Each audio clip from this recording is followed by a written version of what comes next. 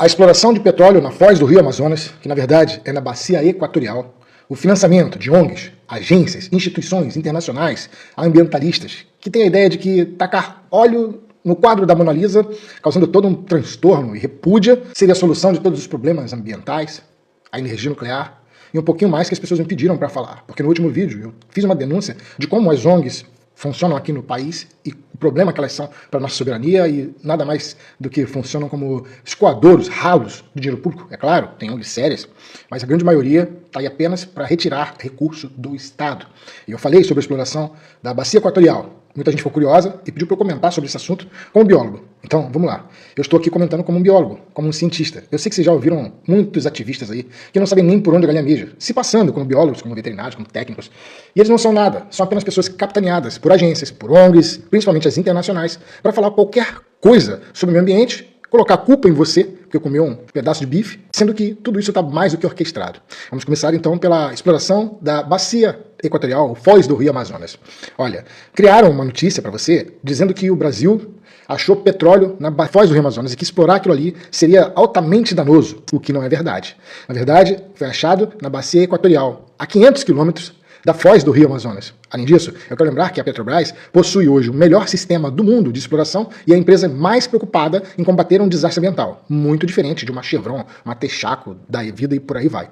Só que se criou essa ideia pra gente de que, olha, vão explorar, vai perfurar lá na foz do Rio Amazonas e vai acabar com tudo. Pois é, são esses ambientalistas que não sabem por onde a galinha mija, que se intitulam conhecedores, não são técnicos da área, mas estes é que ganham visibilidade. Felizmente, desta vez, temos um biólogo, isso incluindo combustíveis fósseis, 7 vezes o que a nossa usina de Itaipu consegue produzir. É coisa prática. E aí colocaram na nossa ideia de que não devemos explorar o petróleo. Veja, eu também sou contra o uso do petróleo e é uma fonte poluidora sim. Mas como é que você migra para uma fonte menos poluidora se você não tem recurso? Você acha que só cruzando o braço vai dar certo? Ao mesmo tempo que deveríamos estar discutindo sobre o recurso desse petróleo, como por exemplo, destinar parte da verba para a criação de um fundo nosso, né? Fundo brasileiro, tipo a Noruega tem. Ela pegou o excedente da exploração do petróleo, colocou num fundo, esse fundo ela empresta dinheiro, é como se fosse um banco, ela empresta dinheiro para outros países, recebe o juro e ela só pode retirar do juro. Então, ao invés de eu estar discutindo essa grana que seria excedente para o nosso próprio país, onde eu não pudesse retirar dinheiro desse fundo, a não ser o lucro, e parte do lucro, tipo assim, 30%, e aí desses 30% eu só posso destinar obrigatoriamente, tem que criar regra para isso, destinar obrigatoriamente para a proteção da floresta amazônica, reflorestamento da floresta amazônica, a transformação em novas energias, como por exemplo, uma transição para energias de vários tipos. A gente não pode ficar preso a uma só, porque todas elas na verdade são poluidoras, tá? Tanto a eólica quanto a solar, todas elas poluem porque você tem que produzir painel, você acaba matando aves com aquele energia eólica só dura de dia, de noite não tem, você tem que ter bateria. Então, para isso, você tem que ter recursos, e muito recurso. E nada mais justo do que você tirar esse próprio recurso da exploração do petróleo que está lá para poder transformar. Então, vamos lá. Que tal se a gente estivesse discutindo a criação de um fundo, onde você tiraria 30% do lucro, do dinheiro que você emprestaria e ele seria devolvido, para proteção da floresta amazônica, reflorestamento da floresta amazônica, transição energética, saúde, educação, segurança e saneamento básico. Uma regra seria perfeita, uma regra ótima. Mas ao invés de a gente estar discutindo isso, a gente está discutindo aquilo que aqueles ambientalistas falam, que é do tipo, não vai explorar.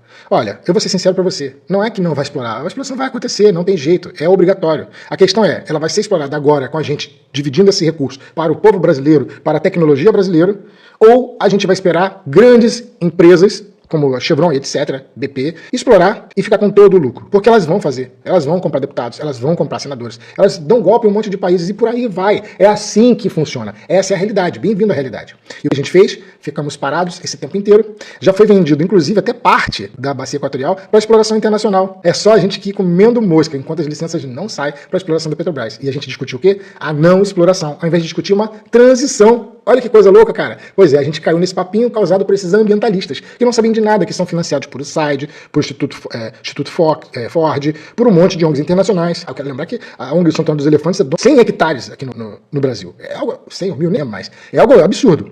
ONGs que são donas de áreas gigantes, onde justamente tem terras raras, e por aí vai. E a gente fica aqui o tempo inteiro discutindo essas coisas, virando notícia na internet, ao ponto que a soberania nacional, ela encontra-se em perigo. E isso não é melhorar para o meio ambiente.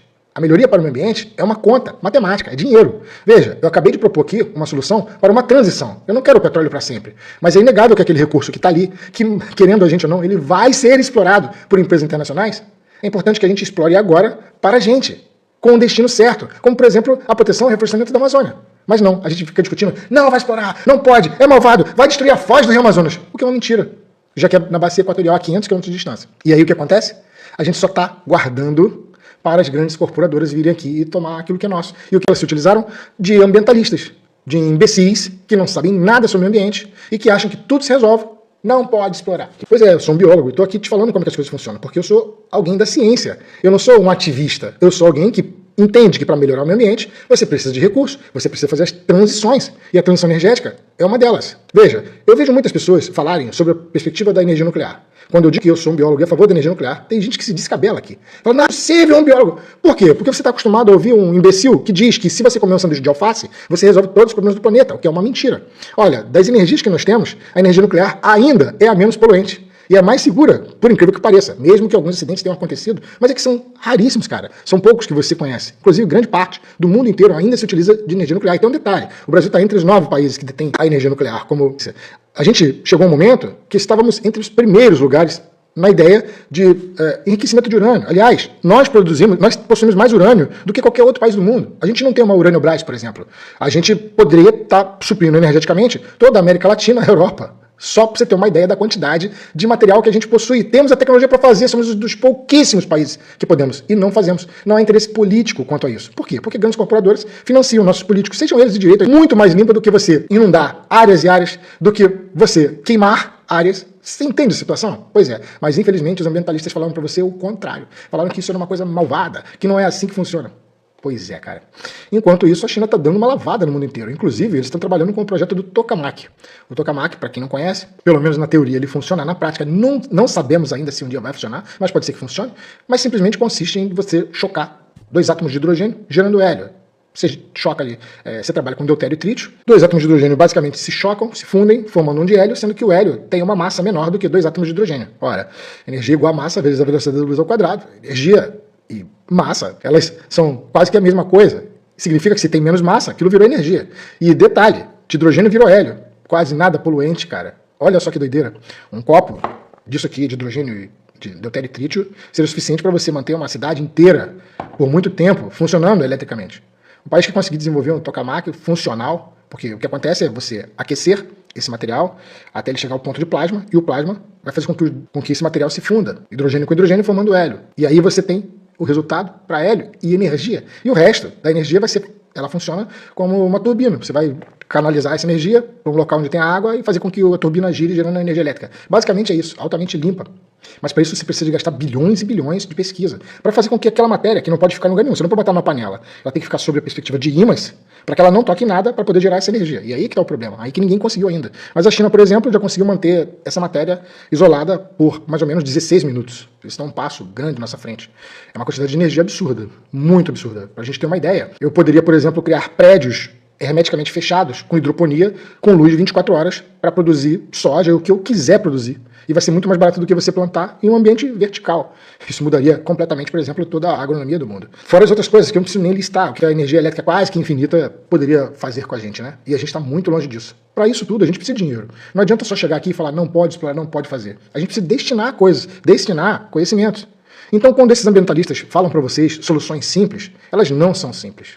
Elas são bastante burocráticas, bem demoradas, e pode ter certeza que a opinião da maioria desses ambientalistas está pautada e baseadas em agências e ONGs internacionais. E é por isso que eu falei que a gente precisava de fazer um grande reset aqui. Eu disse para você que todas as prefeituras possuem ONGs que, sabe, onde se injeta dinheiro para combater, por exemplo, gato e cão de rua, mas só aumenta gato e cão de rua.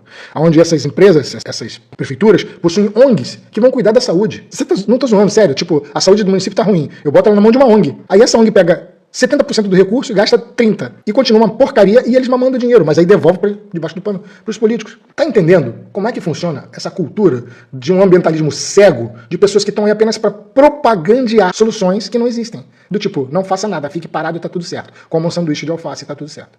Ciência e tecnologia é uma coisa séria. A ciência e a tecnologia, se a gente comparar com um trem, elas são a locomotiva. E o resto são os vagões. Então a gente precisa de fazer com que essa locomotiva funcione, para que os outros vagões continuem. Você investe em ciência e tecnologia, depois vem saúde, vem segurança, porque aí você tem recursos para manter isso. Olha, eu realmente estou muito preocupado com a ação dessas ONGs no país. É claro que existem ONGs sérias, é claro que existem ONGs que a gente tem que respeitar, mas a grande maioria delas são apenas sorvedouros de dinheiro público, de desvio de dinheiro público, fora emendas parlamentares, que podem ser destinadas para essas ONGs que depois revertem na eleição de determinado político. E as agências internacionais e ONGs internacionais fazendo de tudo para que a gente não desenvolva o país. E olha que eu estou propondo aqui um desenvolvimento sustentável, um desenvolvimento muito mais científico e sustentável. Quem sabe um dia, o Pedro Henrique não vire ministro da Ciência e Tecnologia. Isso se não me apagarem antes.